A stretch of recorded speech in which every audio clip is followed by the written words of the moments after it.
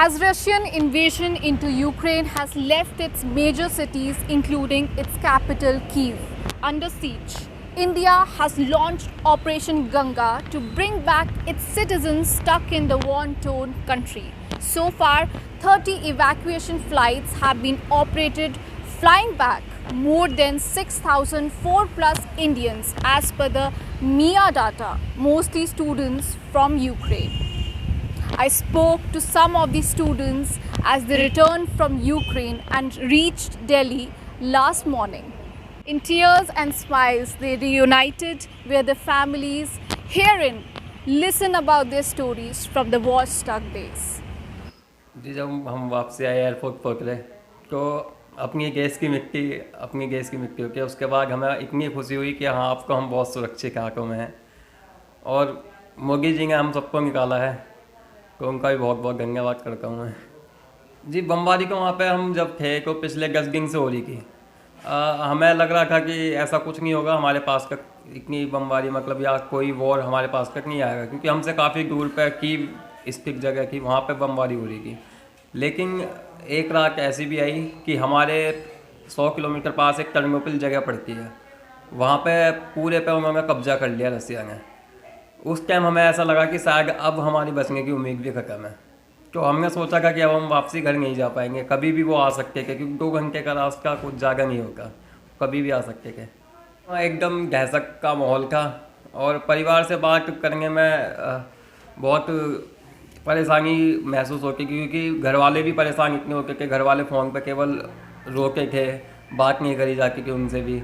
तो हमने घर वालों से भी फिर बात करना बीच में छोड़ दिया था क्योंकि हम नहीं चाहते थे कि घर वाले हमारी वजह से और ज़्यादा परेशान हो क्योंकि न्यूज़ की वजह से देख देख के वो बहुत ज़्यादा परेशान हो रहे थे। जी हाँ, हम पे 5 दिन का स्टॉक था तो हमने पहले वो चलाया, उसके बाद 5 दिन हम पे कुछ नहीं था तो हमने घर से पैसे भी मंगाए लेकिन वो पैसे अकाउंट में से निकल नहीं पा रहे थे क्योंकि वहाँ पे सबसे पहले साइबर अटैक हुआ था तो ATM वगैरह सब बंद हो चुके थे। वहाँ केवल कैश चाहिए कि कैश हम पे था नहीं तो हमने 4-5 दिन भूखे रह के वहाँ पे बिताए केवल पानी से। बाकी बहुत दहशत का माहौल था वहाँ पे। हमारे साथ 8 स्टूडेंट्स और थे जिसमें 3 लड़कियाँ भी थी तो उनका रो रो के बुरा हाल था लेकिन हम सब ने उन्हें भी समझाया और ख़ुद भी हिम्मत अपने आप को दी। बस ऐसे हमारे यहाँ ऐसा सोचा क्यों नहीं था कि ऐसा भी होगा, लेकिन जो हमारे साथ बड़े बुजुर्गों ने देखा, घर वालों ने देखा, वो हमने देख लिया तो एक उसका भी तजुर्बा हमें मिला। एक्सपोजर एक बच्चों को बताने लायक चीज़ें हो गई हम पे भी। बाकी यारी दोस्ती की आगे वहाँ पे बहुत है और अगर वहाँ पे माहौल ठीक हुआ तो हम वापसी फिर से जाना चाहेंगे वहाँ पे। देखिए वहाँ पर अभी का सिचुएशन बहुत ही बुरा है। वहाँ पर हम लोग निकल आए हैं सेफली बट बहुत सारे बच्चे अभी भी वहाँ फंसे हुए हैं और हम भी उसी ट्रॉमा से निकले हैं। मैं उन बच्चों को फील कर सकती हूँ क्योंकि वो बच्चे वहीं पर अभी भी हम उनकी जगह पर हम भी हो सकते थे। वो बच्चे अभी भी वहाँ फंसे हुए हैं, बहुत सारे बच्चे। एक सूमी शहर है वहाँ का, तो वहाँ पे भी बच्चे फंसे हुए हैं। और जहाँ तक मेरे शहर की बात है विनित्सिया की, वो अभी तक सेफ़ है और थोड़ा हुआ है वहाँ पे बमबारी बट वहाँ पर उतना ज़्यादा बॉम्बिंग्स नहीं हुई हैं। मेरा शहर फिर भी सेफ़ था बट हम निकल आए हैं वहाँ से और अभी भी वहाँ की कंडीशन बहुत ज़्यादा बुरी है, स्पेशली कीव और खारकीव की।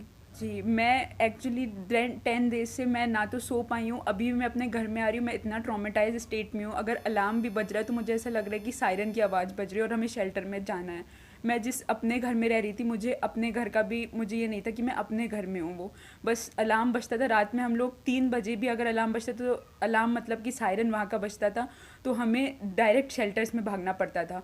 हमारा बैग तैयार, हर समय तैयार रहते थे कि कुछ भी हमें ज़रूरत पड़ा। वहाँ पे इतनी ठंड होती थी, हमें शॉल्स सब कुछ अपने बैग में रखना पड़ता था।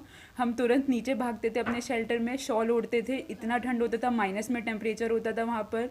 कोई भी ऐसा वहाँ सुविधा नहीं है कि हम वहाँ जाके बैठ सके। हम खड़े रहते थे जब तक वहाँ पे 3 सायरन की आवाज़ नहीं आ जाती कि सेफ़ है सब कुछ। और ऐसा एक बार नहीं होता था, दिन में 10 बार सायरन बजते थे। हम बैग बस टांगे टांगे घर नीचे जाते थे शेल्टर्स में और फिर उसके बाद अपने घर आते थे। फिर सायरन बजता था, फिर हम ना हमें खाने का कुछ होश था ना हमें कुछ वहाँ पे कुछ कर सकते थे। बस हम होपलेस थे उस टाइम पे सिचुएशन में कि हम करें तो करें क्या। अपना ही घर नहीं लग रहा था कि अपना है। बस नीचे जाओ, शेल्टर में जाओ, ऊपर आओ, जो खाना पीना थोड़ा बहुत मिल रहा है मुश्किल से हम चाय बनाया, फिर हम नीचे चले गए शेल्टर में। कुछ भी होश नहीं रह रहा था हमें। यूक्रेनियन एम्बेसी का मैं बता रही थी, वहाँ पर यूक्रेन में जो इंडियन एम्बेसी है वहाँ पर मुझे नहीं लगता वहाँ पर इतना अच्छा कांटेक्ट था इंडियन एम्बेसी का वहाँ यूक्रेन में, क्योंकि वहाँ बहुत ही ज़्यादा हमें ट्रॉमेटाइज कंडीशन देखनी पड़ी है।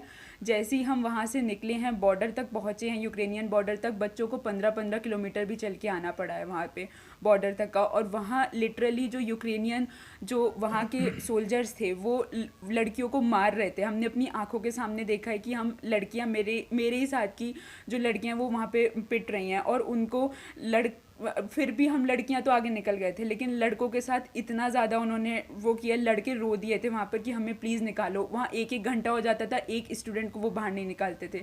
आप समझ सकते हैं कि बॉर्डर का वहाँ आगे गेट लगा हुआ था वहाँ पर, और 5,000 बच्चों का हमें पीछे से प्रेशर लग रहा था, और उसी के बीच में वहाँ से बस निकल रही थी, इतनी बड़ी बड़ी यूक्रेनियन बस। हम लोग लिटरली पिच गए थे वहाँ बसेस, और यहाँ बच्चे थे एक साइड पर। ऐसा लग रहा था कि पता नहीं ये क्या ही है बस। जी, मुझे बस ऐसा लगा कि एक सुकून की एक राहत मिली कि हाँ, मेरी फ़्लाइट लैंड कर गई है इंडिया में, हम अपने देश पहुंच गए, अब हम सेफ़ हैं। रोमानिया में भी थे हम लोग, भले ही सेफ़ थे बट एक डर लगा रहता था अंदर से, अभी भी बस एक ये डर लगा रहता था उस टाइम पर भी कि अभी सायरन बजेगा और हमें जाना पड़ेगा, बस यही था। और शेल्टर्स में भी जब हम रोमानिया में रह रहे थे एयरपोर्ट के शेल्टर्स में, उस समय भी ये था कि अब बस आएगी, अब हमें एयरपोर्ट के लिए जाना पड़ेगा। बस 10 दिन हम लोग ना सो पा रहे हैं ना कुछ कर पा रहे हैं, बस उठते हैं और कहीं इधर उधर भागना पड़ता है बस हमें। मेरी अभी भी, मेरा वो यूक्रेन एक सेकेंड होम रहा है, मैं 3 साल वहाँ पर बिताई हूँ। वो ऐसा था कि बस अभी भी मैं वहाँ पर जाना चाहूँगी, लेकिन अब जो इसके बाद जो मेरी मेमोरीज़ बनी है, इट वॉज़ हॉरिफाइंग। मतलब कि वहाँ सब बस ये हो रहा था कि अब अभी भी बस सायरन की आवाज़ में बस मेरे कानों में गूंजती है वो आवाज़। बस वो मेमोरीज जाने में टाइम लगेगा, लेकिन ये है कि यूक्रेन वैसे बहुत अच्छा कंट्री है, बहुत ज़्यादा अच्छा।